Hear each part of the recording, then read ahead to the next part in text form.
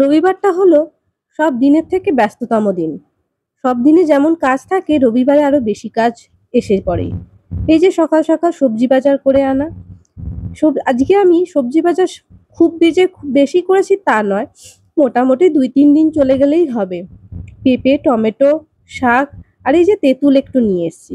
বাদাম চাট বা অন্যান্য চাট করতে গেলে একটু তেঁতুলের কাত লাগে, তাই তেঁতুলটা শেষ হয়ে গেছিল, ভাবলাম নিয়ে আসি।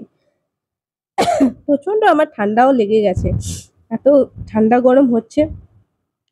আর একটু ঝিঙে নিলাম, আর তার সাথে নিয়ে নিলাম ঢ্যাঁড়স নিলাম।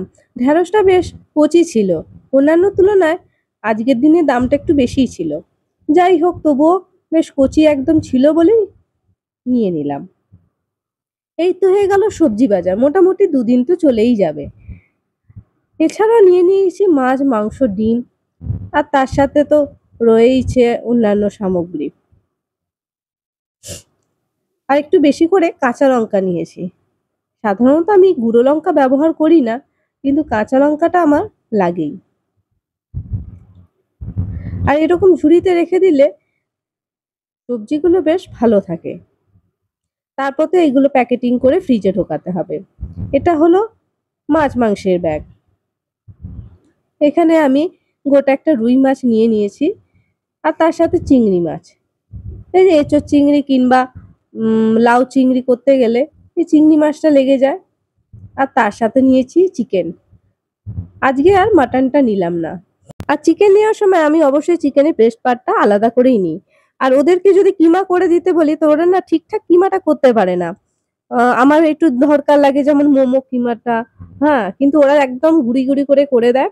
তাই নিজের ইচ্ছা মতন করে নেবো বলেই আমি ব্রেস্ট পার্টটা সবসময় আলাদা করেই কিনে রাখি।